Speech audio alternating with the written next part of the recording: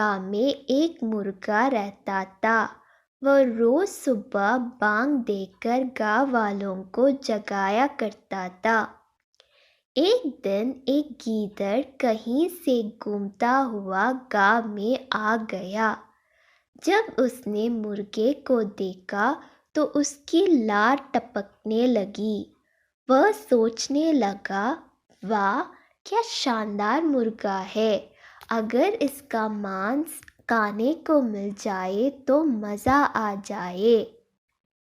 वह तरकीब सोचने लगता है ताकि किसी तरह मुर्गे को दबोच कर पेट पूजा कर सके। उसने मुर्गे को बहला फुसला कर अपने काबू में करने का निश्चय किया और उसके पास पहुंचकर बोला, मित्र, मैं तुम्हारी आवाज़ सुनकर तुम्हारे पास आया हूँ। तुम्हारी आवाज़ बहुत ही सुरीली है, कानों में मिश्री घुल जाती है। मन करता है दिन भर सुनता रहूं।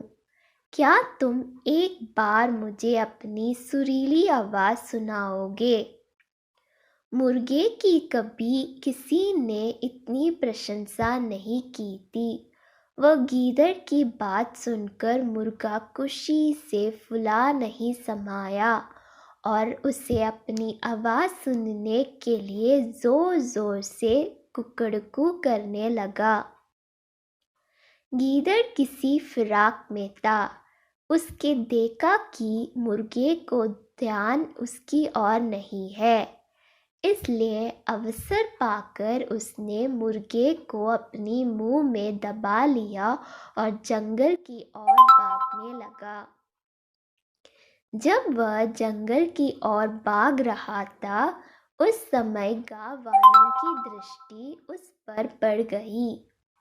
वे लाठी लेकर उसे मारने के लिए दौड़े।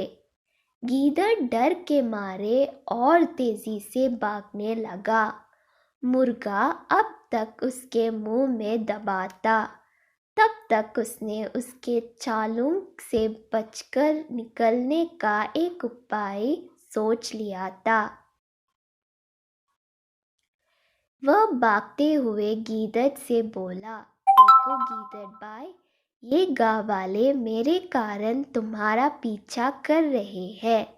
वे तब तुम्हारा पीछा करना छोड़ेंगे जब तुम उनसे कहोगे कि मैं तुम्हारा हूँ, उनका नहीं। ऐसे करो, तुम उन्हें बोल दो।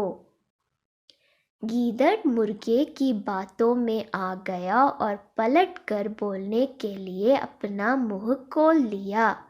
लेकिन जैसे ही उसने मुंह खोला, मुर्गा उड़ गया और गांव वालों के पास चला गया।